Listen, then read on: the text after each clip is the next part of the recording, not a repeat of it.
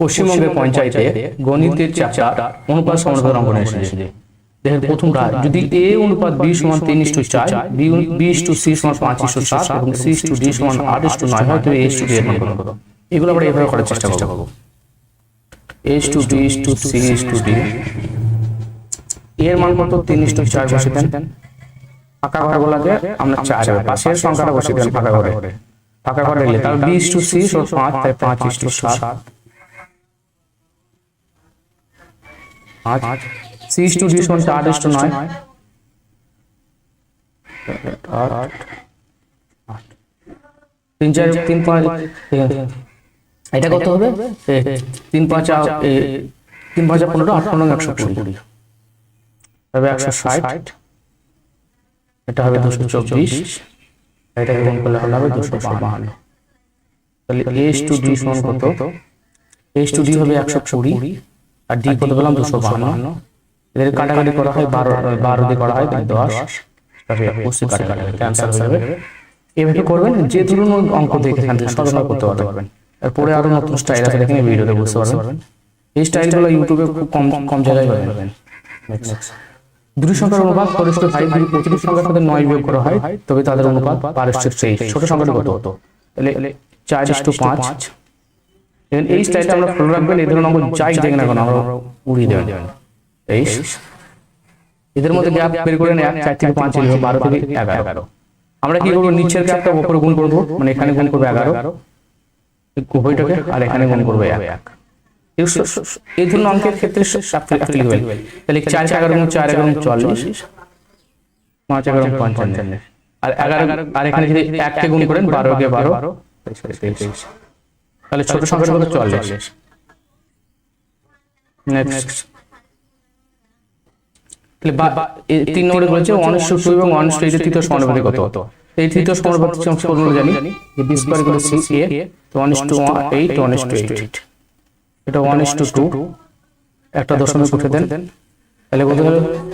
318, 6 × 12, 2 × 18, 3 × 27, তাহলে একটা দশমিক আছে, তাহলে 2.77। পরবর্তীটা দেখে নিচে চলেন।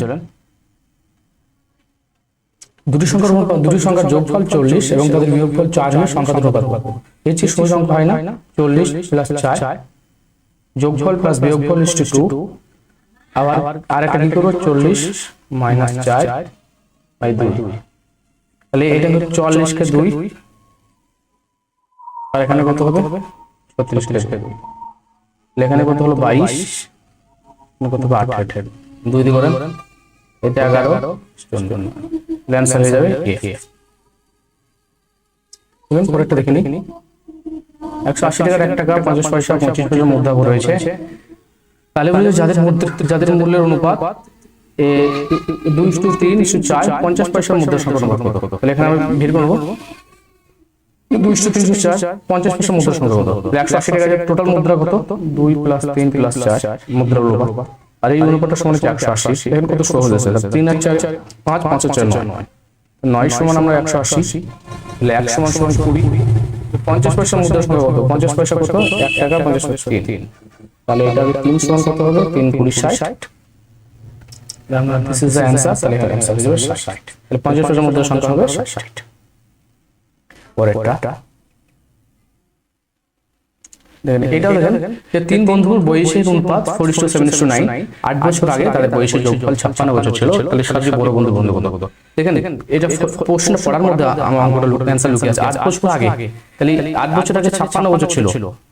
আর 3 বন্ধুর বয়স অনুপাত বর্তমানে এটা চলছে, বুঝে নিতে হবে। 8 বছর আগে থেকে বয়সের যোগফল ছিল 56, তাহলে 3 জনের 8 বেড়েছে, যখন 3 জনের 8 করে যোগ হবে, সবারই 8 যোগ হবে, তাহলে 3 × 24 যোগ হয়ে যাবে। তাহলে 56 সঙ্গে 24 যোগ করে দেন, তাহলে কত হবে? 4 × 6 10 শূন্য, 5 × 7 8। তাহলে এই 4 জনের যোগ করলে কত হবে? 80 বছর বয়স হয়েছে বর্তমানে, কিন্তু তাদের বয়স অনুপাত কত? 4:7:9। যোগ করে দেন 4:7:9 সমান 80। তাহলে সবচেয়ে বড় বন্ধুর নাম কত? তাহলে 11 × 20, 20 সমান 80, 1 সমান 4। সবচেয়ে বড় বন্ধুর বয়স কত? আমরা 9। তাহলে বড় বন্ধু সবচেয়ে তাহলে জ্যেষ্ঠ বন্ধুর বর্তমান বয়স কত? 3 বন্ধুর বয়স অনুপাত এত, তাহলে বন্ধুর বর্তমান বয়স কত? তাহলে এখানে দেখেন 9, তাহলে 9 1/4 9 সমান কত হবে? 4 9 36, তাহলে বড় বড় বয়স 36। তো পরবর্তী দেখেন আরো কিন্তু স্টাইল আছে অঙ্কের মধ্যে, কি ভিডিওর যত দেখবেন তত আমার ভালো লাগবে। শেষ পর্যন্ত দেখুন। একটি বিদ্যালয়ের ছাত্রছাত্রী সংখ্যার অনুপাত 4:5, যদি 100 জন ছাত্রী বিদ্যালয়ে পরিত্যাগ করে তবে নতুন অনুপাত 6:7। বিদ্যালয়ের ছাত্র সংখ্যা দেখেন আগের স্টাইলে করব আমরা, আমরা যে শিখালাম এখন একটা স্টাইল করব, 10টা অঙ্ক নামবে আমরা। তাহলে এখানে কত? ছাত্র ছাত্রী, বুঝতে পারছেন? তাহলে এখানে 4:5, আর কি 100 জন পরিত্যাগ করে যদি 100 জন ছাত্রী পরিত্যাগ করে তো অনুপাত হবে 6:7।